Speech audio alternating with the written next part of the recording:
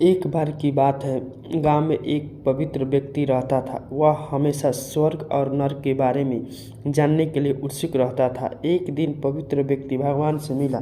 जब वह भगवान से मिला तो उसने पूछा, प्रभु, क्या आप बता सकते हैं मुझे स्वर्ग और नरक कैसा होता है? भगवान मुस्कुराए और उससे दूसरे दुनिया में ले गए। व्यक्ति ने जाकर पहला दरवाज़ा खोला। वहाँ उसने एक बड़ी मेज देखी। उसके चारों ओर लोग बैठे थे।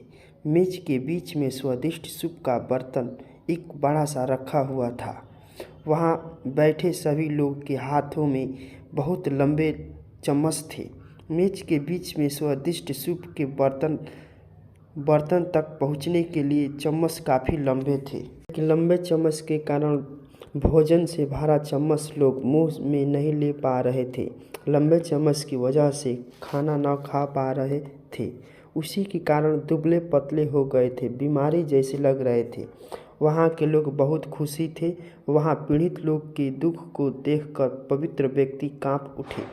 वह उस कमरे में बाहर आए और दूसरे दरवाजे खोला।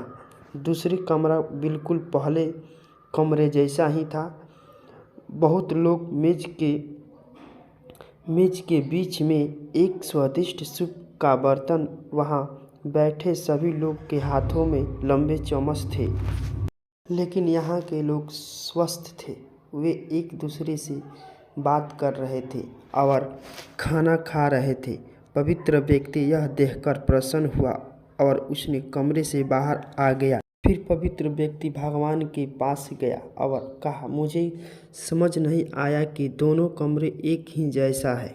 फिर भी एक कमरा दुख से भरा हुआ और दूसरा कमरा सुख से भरा हुआ है। भगवान ने उसे समझाया। आपने देखा कि लंबे चम्मच दूसरे को खिलाने के लिए ठीक ठाक है, लेकिन खुद को खिलाने के लिए ठीक नहीं है।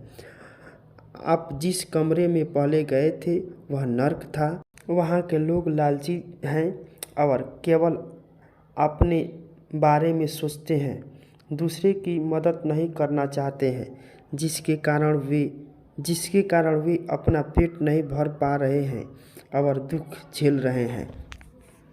और आप दूसरी कमरे स्वर्ग था और दूसरा कमरा स्वर्ग था। यह उन लोगों से भरा है जो एक दूसरे की परवाह करते हैं और प्यार करते हैं, एक दूसरे को उन लंबे चम्मच से खिलाते हैं जिससे वे स्वस्थ और सुखी रहते हैं। यही हम एक दूसरे का समर्थन और देखभाल करें तो हमें अपने जीवन में स्वर्ग बना सकते हैं और खुशी से जीवन जी सकते हैं। हमारे चैनल को सब्सक्राइब करें और लाइक करें।